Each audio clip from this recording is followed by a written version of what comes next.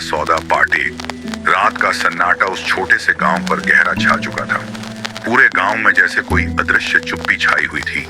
हर इंसान अपने घर के भीतर छिपा हुआ था। दूर दूर तक सुनसान रास्ते, पेड़ और खेत सब कुछ जैसे ठहरा हुआ था। हवा में ठंडक पड़ रही थी और आकाश में चांद अपनी धुंधली फीकी रोशनी फैला रहा था, जिससे आसपास का माहौल और भी रहस्यमय लग रहा था। गांव के किनारे एक पुरानी हवेली खड़ी थी, जिसे लोग शापित मकान कहते थे। यह हवेली कई दशक पुरानी थी। उसकी दीवारें टूटी फूटी थीं, खिड़कियों में शीशे टूटे हुए थे और उसके सामने घास इतनी लंबी थी कि रास्ता तक दिख नहीं रहा था। लोग कहते थे कि उस हवेली में कुछ ऐसा है जो इंसान की समझ से परे है। एक औरत की आत्मा जिसकी शांति तब से भंग है जब उसने अपने जीवन में भयानक गलतियां की थी। हवेली के आसपास के जंगलों में भी अजीब घटनाएं होती थी। हर कोई उससे दूर ही रहता था। किसी को भी उस हवेली के अंदर जाने की हिम्मत नहीं थी। राहुल, जो शहर में रहता था और विज्ञान का बड़ा भक्त था, उन अंधविश्वासों पर कभी विश्वास नहीं करता था। उसे ये सब कहानियां हास्यास्पद लगती थी। वह कहता था कि ये सब लोग डराने के लिए अफवाहें फैलाते हैं। कोई आत्मा प्रेत जैसी चीजें नहीं होती। लेकिन जब वह कुछ दिनों के लिए अपने गांव वापस आया तो उसका मन भी इस रहस्य को समझने की जिज्ञासा से भर गया। उसे जानना था कि सच में उस हवेली के अंदर क्या है। वह तय करता है कि वह उस हवेली में जाकर सब कुछ देखेगा। उसकी इस चुनौती को सुनकर उसके दोस्त अमित ने भी कहा, अगर तुम सच में डरते नहीं तो चलो उस हवेली के अंदर चलते हैं, मैं भी तुम्हारे साथ हूँ। राहुल हंसते हुए कहता है, चलो दिखाता हूँ कि ये सब अफवाहें कितनी बेकार हैं। रात के करीब 11 बजे दोनों दोस्त उस शापित मकान के पास पहुंचते हैं।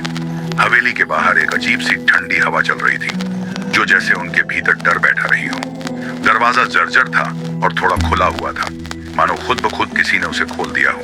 पेड़ों की शाखाएं हवेली की दीवारों से टकरा रही थीं, जिससे मकड़ी के जाले झिलमिला रहे थे। हवेली की दीवारों पर सालों पुरानी धूल की परत जमी थी और फर्नीचर टूटा फूटा पड़ा था। राहुल अपने फोन की फ्लैशलाइट चालू करता है, लेकिन देखते ही देखते फोन खुद ब खुद बंद हो जाता है। अमित भी अपना फोन निकालता है, पर वहां कोई नेटवर्क नहीं था, जैसे हवेली अपने अंदर की दुनिया से उन्हें बाहर का संपर्क ही काटना चाहती हो। दोनों अंदर कदम रखते हैं। फर्श चरमरा रहा होता है और हर कदम पर ऐसा लगता है मानो किसी पुराने राज के पर्दे खुल रहे हों। दीवारों पर टंगी हुई कुछ तस्वीरें थीं, कुछ परिवार की, कुछ बच्चे की, पर सबकी आंखें धुंधली और भूतिया लग रही थीं। हवा में एक गंध फैली थी जो किसी सड़े हुए फूल या माटी जैसी थी। दूर दूर तक कोई आवाज नहीं थी, लेकिन एक धीमी फुसफुसाहट जैसे कानों में गूंजने लगी। राहुल ने कहा, शांत हो जाओ, ये सब हवा की आवाजें हैं। लेकिन अमित का चेहरा डर से सफेद पड़ चुका था। जैसे जैसे वे हवेली के अंदर आगे बढ़ते हैं, उन्हें एहसास होता है कि उनके चारों ओर की चीजें बदल रही हैं। दीवारों की रंगत गाढ़ी होती जा रही है, फर्श से ठंडी नमी उठ रही थी। अचानक दूर किसी कोने से एक धीमी आवाज आई, तुम क्यों आए हो यहाँ? आवाज इतनी भयानक थी कि दोनों के रोंगटे खड़े हो गए। उन्होंने इधर उधर देखा, लेकिन वहां कोई नहीं था। फिर आवाज गूंजती है, तुमने मेरा सौदा तोड़ा, अब कीमत चुकाओगे? राहुल ने डरी हुई आवाज में कहा, हमने कोई सौदा नहीं किया, हमें समझाओ। लेकिन जवाब नहीं मिला, सिर्फ हवेली के अंदर की हवाओं की सिहरन महसूस हुई।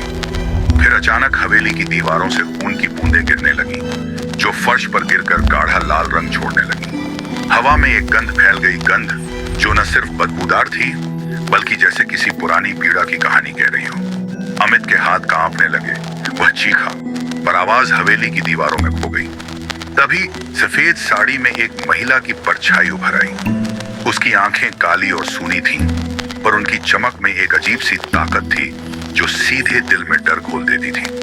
वह धीरे धीरे उनके करीब आती गई और बोली, तुमने मेरा सौदा तोड़ा है, अब तुम्हें भुगतना होगा। राहुल की हिम्मत जवाब देने लगी। उसने पूछा, कौन हो तुम? हमसे क्या सौदा था? महिला हंसी जो हवा में गूंजती रही, मैं वह हूं जिसकी आत्मा इस हवेली में फंसी है। जिन लोगों ने मेरा सौदा ठुकराया वे अब तक मेरी बंदी हैं। अचानक हवेली का फर्श हिलने लगा। फर्श से हाथ निकल आए जो राहुल और अमित को पकड़ने लगे। अमित डर के मारे चिल्लाया, लेकिन हवेली के भीतर उसकी आवाज कहीं खो गई। राहुल ने पूरी ताकत लगाकर पास की एक खिड़की तोड़ी और बाहर कूद गया। जब उसने पीछे मुड़कर देखा तो हवेली का पूरा हिस्सा धुंध में घुलने लगा, जैसे कभी वहां कुछ था ही नहीं। अगले दिन दिन गांव के लोग उस जगह गए, लेकिन वहां हवेली का कोई निशान नहीं था। बस एक पुराना ताला था जिस पर एक काला लेटरिंग लिखा था, सौदा पूरा हुआ। राहुल बच गया, लेकिन अमित का कोई पता नहीं चला। गांव वाले कहते हैं कि हवेली ने फिर से एक आत्मा अपने पास रख ली है। राहुल ने गांव वालों को चेतावनी दी, कुछ चीजें हमारी समझ से बाहर होती हैं। अंधेरा सिर्फ रोशनी का अभाव नहीं होता, बल्कि उस अंधेरे में उन आत्माओं का निवास होता है जो कभी शांति से मुक्त नहीं होती। अगर तुम कभी उस शापित मकान के पास जाने की सोचो तो याद रखना, वहां जो सौदा होता है वह सस्ते में नहीं होता, और जो सौदा टूटता है उसकी कीमत जिंदगी भर चुकानी पड़ती है। अगर आप जानना चाहते हैं कि उस रात अमित के साथ क्या हुआ और क्या राहुल फिर कभी उस हवेली के करीब गया या नहीं, तो पार्ट 2 जरूर देखिए। अभी चैनल अंधेरी कहानियां को सब्सक्राइब करें और नीचे कमेंट करके बताएं कि आपको ये कहानी कैसी लगी।